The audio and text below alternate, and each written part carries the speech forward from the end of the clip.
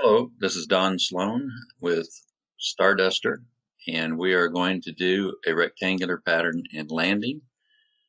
I'm on downwind at this point, and I'm doing 90 mile an hour. I'm at 1,800 feet, and I'm crabbing slightly to the left, which is west, for a left crosswind on downwind so that I can track straight to the north. I am going to a beam touchdown, pull the power back to about 1,500 RPM, and establish a glide which will be about 700 feet a minute at 90 mile an hour.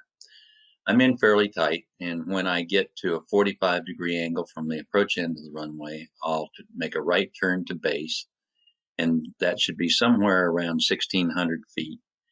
And then somewhere around 1,300 feet, I'll be making my turn to final. I'll be 500 feet above the ground, and coming into a headwind, that's good to have a little extra altitude. We'll set the aim point, and it'll be somewhere right up in here where you can see the fuel quantity sticking up out of the nose. I'm going to put that right on the approach end of the runway. If I can hold 90 mile an hour and hold that right on the approach end of the runway, all the way down final, if I didn't change anything, I'd crash right into the numbers on the runway. As I get right down to probably no more than 50 feet in the air, I'll break my descent rate, level off, and try to fly level just slightly above the runway until the main wheels touch. At the point that they touch, that'll be a 2-point landing or a wheel landing. I'll add slight forward stick to raise the tail and keep the main gear on the runway and decrease the lift on the wings so I stay on the runway and don't fly back up again. Okay, here we go. I'll comment as we go. Again, we're on downwind in Starduster Too, Juliet Bravo.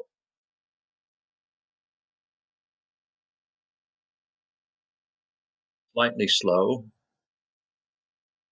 Okay, a beam touchdown. I go ahead and pull the power back to about 1,500 RPM. And you can see I'm crabbing slightly to the left, headed to the north. And I'm looking back to see about 45-degree angle from the approach end, which is right about now. You can't see it, but I could see it. And I turned at about 1,600 feet. You can see over on the far right side, I'm losing about 500 feet a minute. I said 700, but 500 is how it's working out here. I'm on base leg, checking for traffic, and now I'm going to turn final at about 1,300 feet, which is 500 feet AGL at Skyhaven. Turn inbound on the final, and you'll see me roll out. Okay, there's the runway. And you can see that I'm going to put the aim point right up in here. I want that right on the approach end of the runway. So right about this view that you see right now, over here I'm at 90 mile an hour still. I'm passing through a couple hundred feet above the ground, maybe a little less. And we're going to maintain this descent. And you can see it's a higher descent on final. It's pretty much typical as we turn final, we're turning into the wind. And to keep that aim point, we're going to be descending a little bit faster. I'm still maintaining my airspeed, though, and aim point. So this is kind of a transition different than when you're in level flight up above. You're going to control the aim point with your stick. You're going to keep that aim point using your stick up and down or forward and backward on the stick to hold that aim point right there. If I can hold that aim point right there, I'll use power to hold 90 mile an hour, and that'll drive me all the way down in a nice straight line. So I'm not dipping and coming up and down, but I'm going in a straight line right down to the runway. We'll go on down to about 50 feet, and then we'll pause again. So here we come. Aim point, airspeed. Aim point, airspeed. Aim point, airspeed. Aim point, airspeed. Aim point, airspeed. And right about there. Now we're about 50 feet in the air.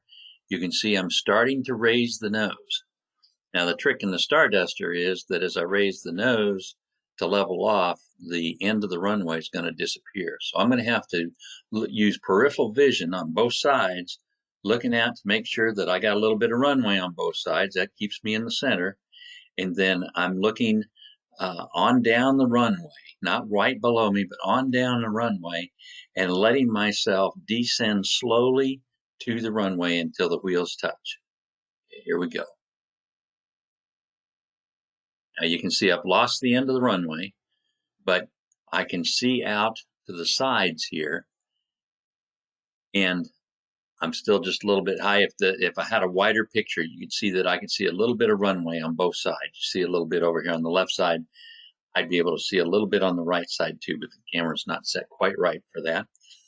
But now I want to keep my eyes down the runway, and I want, if I do that, then I've got a three-dimensional perspective of the aircraft settling to the runway. And I don't want it to drop. I want to just gently fly it down until the wheels touch. Here we go. Watching it, watching it, watching it, watching it. There it is. Wheels touch. Now, you notice that as I touched, I'm going to back it up just a hair. As I touch, then I will put a little forward stick to lower the nose. There we go. Now I can see over the front. And now I'm doing a touch and go here. So I keep the nose down, keep the tail up, add power, and I'm ready for another takeoff. So that is how we fly the landing with the tail dragger to a wheel landing in the back seat of a Starduster that's hard to see out of. Hope you enjoyed that, and we'll do it again another time. Have a great day.